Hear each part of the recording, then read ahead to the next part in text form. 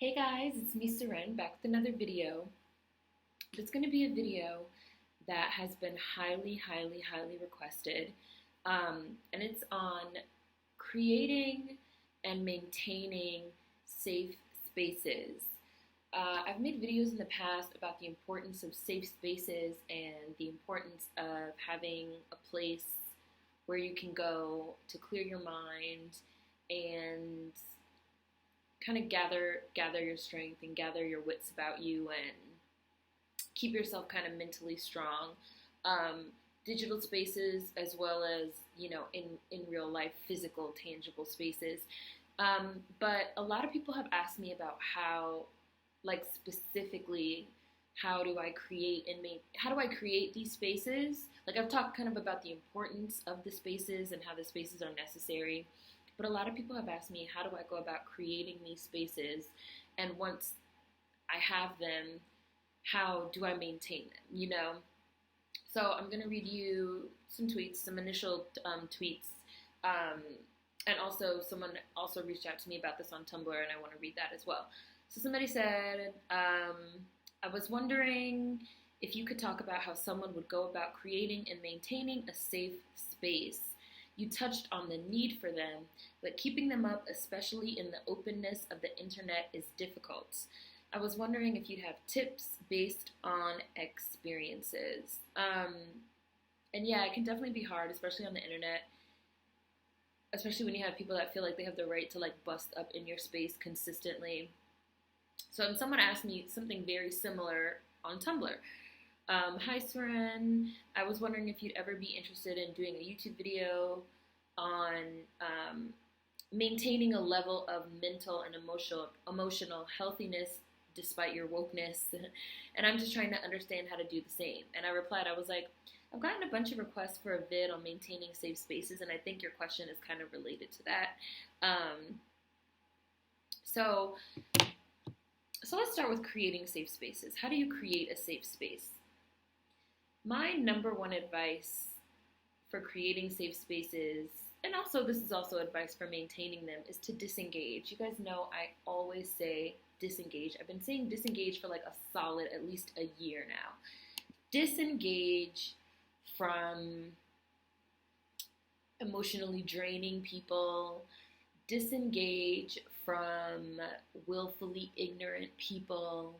Disengage from,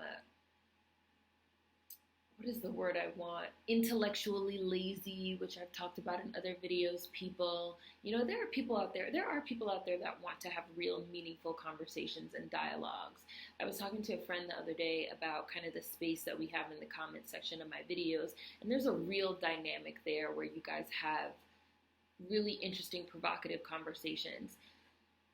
But not everyone is trying to have that. Not everyone is trying to have meaningful dialogue. Not everyone is trying to have actual conversations, especially on the internet. There are a lot of people that, again, they're willfully ignorant, they're intellectually lazy, they're in denial, they're delusional, they're trolling, they're cruel, they're malicious, they want to hurt you, and you don't have to entertain them. And I know this can be especially hard for women, because a lot of women are socialized in our society to kind of feel like we have to entertain people and we have to entertain conversations with people, and especially men, and we have to have these dialogues with people even if we don't want to, and we kind of have to just like shoulder this responsibility and this burden of engaging with people, and you don't have to. And again, like, this is for everyone, not just women, but like especially, like, you don't have to, especially with people that are clearly, again, willfully ignorant. I feel like it's appropriate to only take that to a certain point and then let it go. Just like I said in my cutting off friends video, when I got into that conversation with someone that used to be my friend, about race, and the conversation reached a certain point where she was just like, well, like, I just don't understand why it's a big deal or something like that. Fine. Well, I feel like you're not black, so you're not going to understand. So there's not even any point in furthering this conversation. And she got like, oh, so offended that I said that. But like, if you choose to engage in these conversations and these dialogues with these people, you can reach a point where you say enough. That's like, okay, You're entitled to your wrong opinion, that's fine, but you're not entitled to my time. What you're not entitled to is my time. And people aren't entitled to your time in real life. They're not entitled to your time on the internet. You taking your time out to talk to people, especially about something like race, and have conversations, that's you're granting them the privilege of your conversation. They're not entitled to it, and you can really feel free to disengage from them. And that's actually the people that are actually trying to have conversations, but maybe they just are not ready, or they're not in the right headspace, whatever. For the people that are just straight up, again, racist, sexist, willfully ignorant, living in denial, delusional, intellectually lazy, don't want to think critically, don't want to think at all. They want to rely on stereotypes and the same old narrow-minded thinking. You don't even have to have any type of interaction or conversations with those people, because you're not going to change their minds.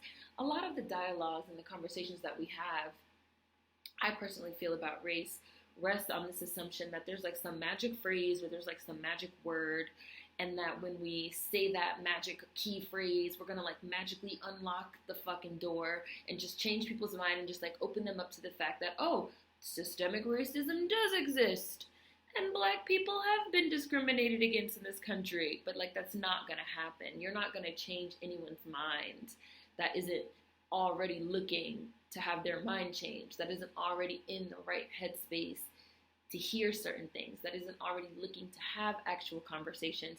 You're not going to hit on a magic button and stop them from thinking you're a nigger or a bitch or a cunt or anything else, Cat Black has a really great video on not reading comments. I'll link it in the description box, where she kind of delves into this idea that you have to interact with people, again, which I've also discussed. Like my "you don't have to finish the shit sandwich" video. Like, there can be a sense of guilt around not engaging with people. I don't feel that, because I don't give a fuck. But I know people do feel that. This sense of guilt about like, oh, but I'm not engaging with them and they want to engage with me. But you don't have to have an open door policy with your spaces. You don't have to. Like, you can have guidelines. You can have a bouncer. You can have a bouncer on your real life spaces. You can have a bouncer for your online spaces. You don't have to interact with people that, again, are willfully ignorant, that are just fundamentally wrong, that are coming from a fundamentally wrong place, Well, prove to me that systemic racism exists. No, you're a fucking asshole, and you're coming from a fundamentally wrong place. Like, systemic racism exists. Like, there's no debate. We're not having a debate. I was talking about that on Twitter the other day. Everyone feels like everything is up for debate, and everyone's opinion is valid, and everyone has a point, and everything is a conversation. And not everything is a conversation. Not everything is up for debate. Not everyone's opinion is fucking valid. Some things are wrong. Some people are wrong. Some people are coming at you from a place that is wrong, that is fundamentally flawed. You don't have to prove fucking systemic racism exists. It exists. It's real. Just like, that's like someone saying, well, prove to me that gravity exists, because I don't believe you. I don't have to do that. Like, I don't have to. Google is out there. There have been literally decades and decades and decades of study at this point about white privilege, about systemic and institutionalized racism, about the wealth and health gap. The same goes for people that say, like, well, I don't believe that the gender pay gap exists. Well, I don't believe that, the earth goes around the sun, but hey, like, you cannot believe whatever you want, but people don't have to like sit there and entertain you and like, well, I'm going to prove to you, like, no, you don't have to engage with people. You don't have to, again, have an open door policy with your space and with your ideas and with your conversation. And once you cut that shit out of your life, I feel like you definitely get healthier mentally, because you're not expending energy, because it's like a black whole suck of energy, because again, you're not going to change these people's minds. If the decades of academic study on privilege and racism didn't change their minds, you random person on the internet, you random person that they're talking to in real life, you're not going to change their mind either. It's just like a black hole suck of time and energy, and you're not going to get anything out of it at the end, except you're going to feel pissed off, or you're going to feel frustrated, or you're going to be in this like negative headspace. So I say nip that shit in the bud, cut it off at the pass, and don't even engage with these people. And that is really the most crucial step to creating and maintaining safe spaces, again, on the internet and in real life, is not even engaging with those types of people. Not even engaging with those types of people. Again, willfully ignorant, fundamentally wrong, intellectually lazy. They don't want to think critically. They have uninformed opinions, which you guys already know that I think an uninformed opinion is shit. And I will be making a video. I keep saying I'm going to make this video, but I'm really seriously going to make this video on how opinions can be wrong, because again, that seems to be something that people don't understand. They feel like everything is up for debate. Every opinion has this validity, and especially when you're interacting with white people, there's this idea that, especially white people and especially white males, there's this idea that because they're, white, so they got to be right. So they're white, so they automatically, their opinion like holds this weight, and you have to interact with them, and you have to engage with them, and you have to entertain them, and you have to entertain their opinions. And you really don't. Like, we were talking on Twitter the other day, me, Chescali, and like one of her mouth-breathing haters that are secretly fans. And he was like, well, but if you block me, you don't know what I'm going to say.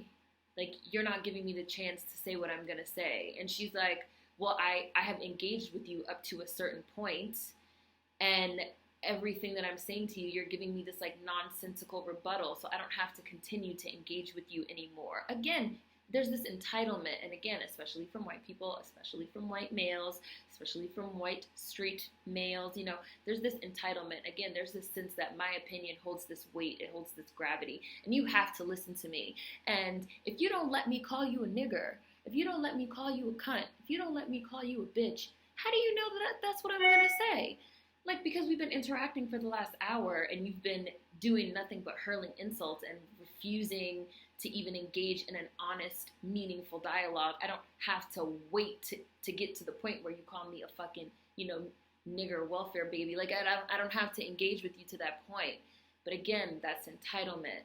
That's privilege. That's this idea that they can enter into any space and be seen and be heard and take up space and make their opinion known. And that comes from white privilege and white supremacist ideology. And again, that is a black hole suck of time and energy, and you're not going to get anything out of it. So it's just like not even worth it to engage with those people.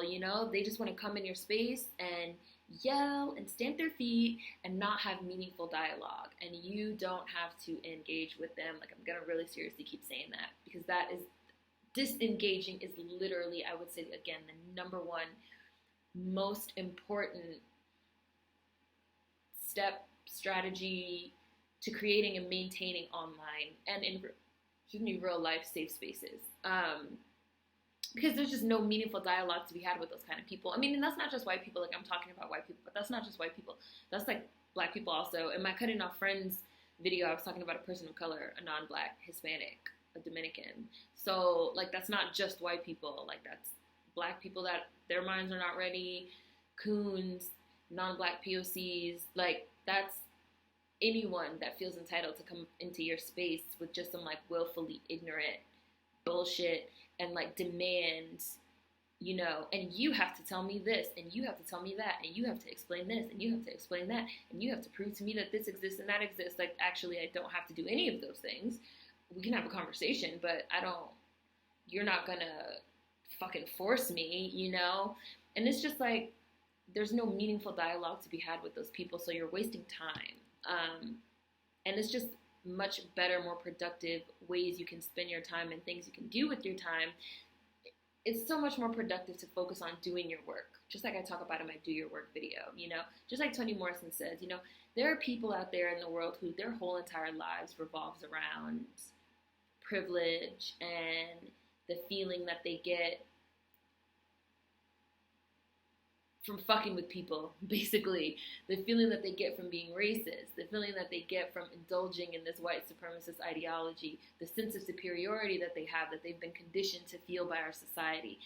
And you don't have to entertain that. And it's much more, and all the time that you spend entertaining that is time taken away from doing your work, whatever your work is, whatever work you want to be doing to help dismantle white supremacist systems, whatever work you want to be doing to, dismantle capitalist hegemonic systems, whatever you want to be doing to build up your communities or build up yourself mentally, spiritually, physically, indulging in your self-care, all that time that you could be putting towards those productive things is going out the window when you're engaging with these people. So it's just, again, so much more productive to disengage, to do your work, to work on yourself, to change your own mindset, to create spaces where you can have real and meaningful dialogue with people, to be better and to learn and to grow. And again, like I said, I love a lot of the comments that you guys have here in the comment section. I saw a wonderful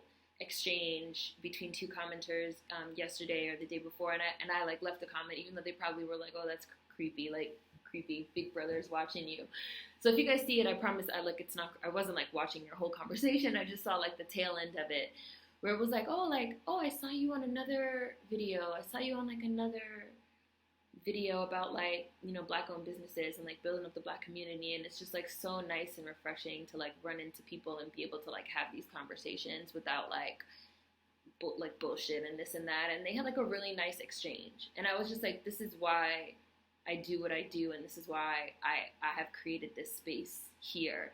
And I've said in my, I think I even said in like my 1 year anniversary video, last year, I said, one of the reasons why I started this channel was because Ferguson's going on, and I'm watching like the news, mainstream media, and I see like these people talking about what's going on and about race and race relations, and it's like two white guys and like a white woman moderator, and they're talking about race, and one person is saying something completely absurdly ridiculous, and the other person is like, what you're saying makes no sense, and this, and this is how it actually is, and history has shown us that race relations are perceived this way, and then the moderator's like, yes, and you both have a point. And it's like, no, and this is how you end up with people like Donald Trump, by allowing this like toxic, again, willfully ignorant, misinformed, intellectually lazy, fundamentally wrong thinking to have a platform and to grow, you can't control other people. You can't control what other people do and say. Like, yes, it is a free country. Anyone can do and say whatever they want, but you can control your spaces. You can control your spaces. Like, you could hate from outside the club. You can't get in. Like, you want to stand outside the club and fucking talk shit? Yes, you have your freedom of speech to do that. You want to stand outside of, somebody's safe space and talk shit? Yes. Hate all you want from outside the club, because you can't get in. Hate from all you want outside the tub. You can't get in, You have the right to control your spaces. You really do, and it's harder in real life. I've had people ask me about like, oh, look, I live at home with my parents, and my parents like fucking suck, and like and I said, that's hard because you can't like cut off your parents. So real life is a little bit harder. You just have to try to limit your interactions with certain people like that, and just like not have certain types of conversations with them. But the internet is really great for, having a bouncer around your spaces, because there are so many platforms and so many tools that you can utilize, and block functions and all kinds of stuff, that you can really, have real and meaningful dialogue with people that actually give a fuck and are trying to have conversations and create workable solutions. That is like the end goal. Like, that is what I feel like is most important at the end of the day. A prime example of that is, I follow this Twitter account that's called Black Girl Time, right? I think they have like an Instagram and a Tumblr. It's like a whole social media platform for like positive representation of Black girls. Like, that is why they exist specifically. And their motto is like, shut the fuck up when it's Black Girl Time. And every single day they have people fucking trying them about being like kept out of the space. Like, oh, you're keeping me out of your space. Like, and it's just for Black girls. And you're like keeping me out of your space. And like, that's not fair. And it's like, but listen, this is a niche space that exists for a necessary reason. Like, a niche is a thing. I don't know how in 2016 we've gotten away from the idea of a niche, and we've gotten to this idea that all things have to be all things for all people. But a niche is a thing. Niche spaces exist for necessary reasons. And if you want to have a conversation about representation of Black women in the media and why does the need for something like Black Girl Time even exist, That's one thing, but most people don't want to have that conversation. They just want to stamp their feet, pout about how all girls matter. It's not fair. And again, that is not productive. It's not even intellectually honest dialogue. It is misinformed. It is willfully ignorant. It's intellectually dishonest. It's lazy as fuck. And this type of dialogue has no place in that space, so they keep it out. Shut the fuck up when it's black girl time. And that's fine. And you can do those same exact things with your spaces. So you can start a Tumblr account, a Twitter account, an Instagram account, a Snapchat page, a Pinterest board, a Periscope, a YouTube. I'm trying to like go through all of them. Did I miss any? A Vine account. And that can be your safe space for whatever you want it to be. And you can work on curating and fostering relationships with people that are willing to have meaningful dialogue within that space and around that space. And like I said, once you start disengaging with people, you will literally feel a difference internally, mentally, spiritually, physically, like, because you're not, again, putting all this energy into this like black hole suck of just like negativity, like, and that's for me how I really create and maintain my safe spaces. Y'all know I will block in a hot minute. I preemptively block. If I see something I don't like, I will block you. Like all the time, I see people like retweet stuff and I like go to look at that person's page and I block them for something. And I'd be like, oh, well, I'm not going to unblock you. I'm going to trust my first judgment and leave you on this preemptive block. You know, like block people online. Don't eat the shit sandwich. Don't engage with people that are taunting you, trolling you. Again, being willfully ignorant, fundamentally wrong. Oh, well, like, prove to me that, nigga, I don't have to prove shit. Google, the University of Google, fucking school, library, books, like, you know? And again, in real life, it can be a little more difficult, but wherever you can, wherever you do have the space to cut those people out of your real life, be it friends, just like I said in my video on microaggression, or again, my video on cutting off friends, be it friends that cut you down or insult you or, you know, perpetuate microaggressions against you, you know, cut those people out of your life wherever you can. Try to keep your spaces, you know, as positive as you can, and don't engage with people that don't want to have honest, open dialogue. And try to find people both online and in real life that can give you support and have meaningful conversations with you while also helping you maintain a well of inner strength. Which I also wanted to read something that I said to this person on Tumblr. I said, you know, for me personally, it's also about maintaining healthy relationships and interests outside of the activism work that I do, utilizing self-care and understanding that it's okay to step back every now and then. And I think that's also part of maintaining safe spaces and healthy spaces, is that your spaces also can't be, you know, all Black Lives Matter all the time, all police brutality all the time, all, you know, health and wealth and education inequalities all the time. Make sure you have room in your spaces to be happy, to be joyful. Black joy is also revolutionary. Make sure you have, you know, space, you know, how do I say this? Make sure you have, again, self-care. Self-care is really important, and I think that's something we don't talk about enough. So make sure that you can say to yourself from time to time, like, I'm stepping away from this. I'm stepping away from, you know, even if like I'm stepping away even from my safe space. I'm stepping away from having like these certain types of conversations, and I'm gonna like go outside and like not take my phone and like not take my computer and take a book or take a bullshit ass magazine, and I'm just gonna like veg out for a little while, or I'm gonna sleep, or I'm gonna get my nails done, so then it makes me feel really good, or I'm gonna get my hair done. Again, I was just having dinner with some of my friends, and we were talking about how self-care is also revolutionary acts. It's empowering acts. It's also a part of maintaining safe spaces. I don't do hair and nails. I just personally don't do that, but like I love watching like hair and nail and makeup tutorials on YouTube. That's like a part of like my self-care regimen and maintaining a certain space on YouTube so that I don't just associate YouTube with, oh, and now it's time to like moderate the comments, these crazy comments on these videos. Like I still have space even within my space for other things, and that also helps me maintain, again, my mental health, my mental stability, my spiritual health, my spiritual stability, my physical health, my physical stability. And it's also like when you do certain things over and over, you make grooves in your brain. Like you make paths in your brain. You almost make like shortcuts in your brain.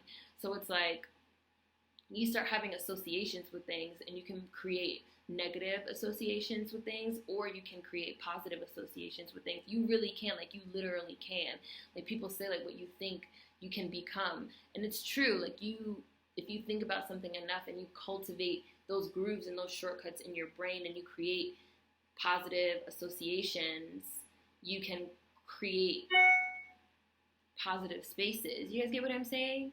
I wanted to read you guys, this kind of leads me to a quote that I wanted to read you guys that I have open.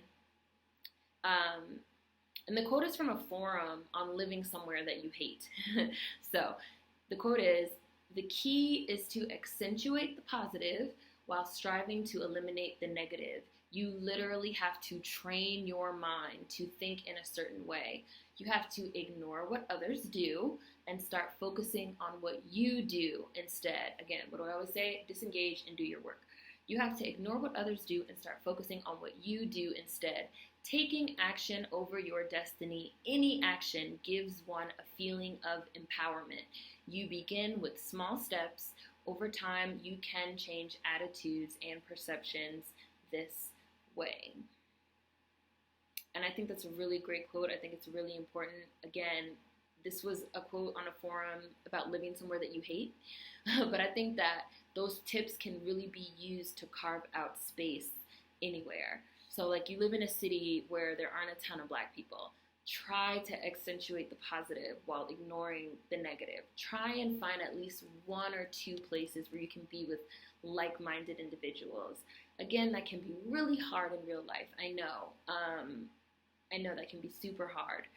But that's also, again, part of the beauty of the internet. Now, again, this person that had requested the video said, they find it especially hard making safe spaces on the internet because they feel like anyone can bust up in the space. But again, people don't have an entitlement. They're not entitled to your space. You can block them. You don't have to entertain them and engage with them, So it's like, get on some social media sites, some forums, start a Tumblr, go through Twitter, Instagram based on location, try and see if you can find people, or at least build some type of online, communities, even if it's just one person. And it's like, just that one, you can just have that one person that you could like talk to, that you can like have a safe space with. And you can find that on the internet. You really seriously can. Feeling isolated is a terrible thing, but you are not alone. Like, watch this video. Like, you're not alone. Like, chit-chat it up with people in the comment section. Find people that way. Connect. And even if you can't find literally not even one person to connect to in real life, like, I guarantee you will find some type of community online. And again, don't feel bad about, like, protecting that space, because the openness of the internet can make it seem like the wild, wild west, and like anyone has access to any space. But the block button fucking exists. The report button exists. The mute button exists. The unfollow button exists. The report is spam button exists. All these functions exist for a reason. Use them. Don't feel bad about it. Use them. Utilize them. And really, in the absolute worst of situations, when you like literally have no one, literally, I will say that sometimes all you can do is fortify yourself. I'm going to read that quote to you guys again. The key is to accentuate the positive while striving to eliminate the negative. You literally have to train your mind to think in a certain way. You have to ignore what others do and start focusing on what you do instead. Taking action over your destiny, any action, gives one a feeling of empowerment. You begin with small steps. Over time, you can change attitudes and perceptions this way. Sometimes all you can do is fortify yourself. All you can do is control your own actions. You can't control other people's actions. You can't control their thoughts. You can't control the things that they say. You just can't do it. So you do have to reach a certain point where, again, all you can do is make sure is fortify yourself and make sure that you're okay, and make sure that you can get to a point where all these external factors don't affect you. So you make yourself mentally strong and healthy, spiritually strong and healthy, physically strong and healthy. You engage in acts of self-care and empowerment, things that make you feel good. You surround yourself with images that make you feel strong and empowered. You constantly read. You can always read and learn and think critically and spend time thinking and spend time alone with your thoughts. You know, like the quote said, train your mind in a certain way, because the safe space can be right there in your head, regardless of what anyone else says or does. And for me, like at the end of the day, like my safest space is here. So hopefully, this video is long. Oh my God, 31 minutes, Jesus. Hopefully you guys enjoyed this video. Hopefully it answered some questions about creating and maintaining safe spaces. Let me know what you guys think in the comment section. There will be links in the description box. I'm going to put a link to that travel forum and Kat's video and, you know, some other stuff. There's always links in the description box. So food for thought as always. See you guys next time. It's up here. Peace.